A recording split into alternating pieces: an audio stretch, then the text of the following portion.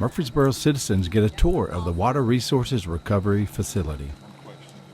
Steve Huffman, pretreatment coordinator, began by showing a PowerPoint presentation of the east and west fork of Stones River and why the river forks are crucial to the water plant and wastewater facility. Well, let's get started. Again, the theme of this workshop today is water. Stormwater, our effluent water, and our drinking water all come from one supply. We are a grade 4 plant, which is the highest grade you can have in the state of Tennessee. All cities will have a wastewater treatment plant, but they're all going to be different. This is one that we felt was best for our city and our town at the time we was doing the construction. But all plants will have in common is some sort of biological treatment. This is our wastewater plant, and you can see the small little body of water that we're putting our effluent back into, and then the East Fork and the West Fork are finally going to merge together, and they're going to form Percy Priest Lake. So again, that's why we want to make sure we're good stewards, because we have downstream users that pull out of that for their own drinking water and recreational purposes. Anthony Pollock, master plant operator, gave the tour and answered questions. The tour began at the primary treatment facility, also known as Headworks. Removing inorganics. The wastewater first enters a building called Headworks. This is where rotary screens and step screens filter out the inorganics. Inorganics are anything that can't be broken down biologically, such as plastics, rags, baby wipes, etc. We got all the inorganics out now, so anything that's made its way to the plant that we don't want impeding the biological process, we've pulled out in the Headworks. This is our newest Headworks. You're ready for that. That's awesome. Oxidation ditches. After the Headworks, the wastewater goes to oxidation ditches, where wastewater is introduced to microorganisms also known as bugs. Bugs break down the ammonia and solid material that are in the wastewater.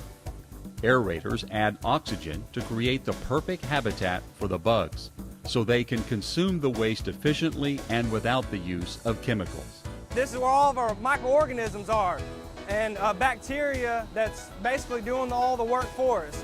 We're measuring the oxygen that we're trying to give to the bacteria and the bugs to do the treatment. So all throughout this race car track, basically, there's trillions and trillions of microorganisms and bacteria that we're trying to just create the correct habitat for what we're trying to pull out. You're ready for that. That's awesome. Clarifiers. The wastewater travels to the clarifiers for settlement. The velocity is controlled so it is still and less turbulent. This allows the solids and microorganisms to settle to the bottom, where they can be pumped back to the oxidation ditch or sent to sludge holding and dewatered. The main purpose for a clarifier is liquid-solid separation. At the very bottom, this is a roughly 17 foot deep.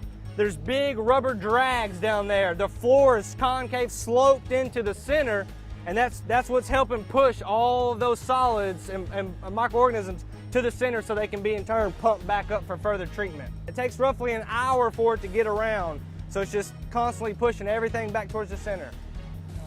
The water flows over V-notch weirs that work like a dam, and it travels to the next treatment process. Sand filter.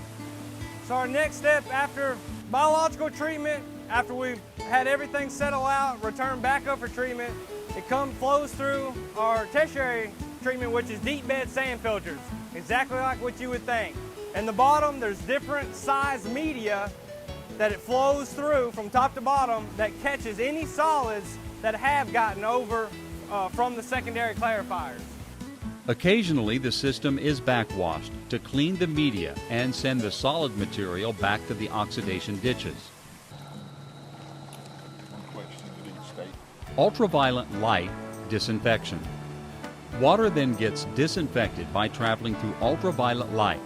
Two channels allow the water to flow past banks of UV lights, which disrupts the DNA code in the bacteria to prevent reproduction. Good. And you guys are ready for that. Aeration.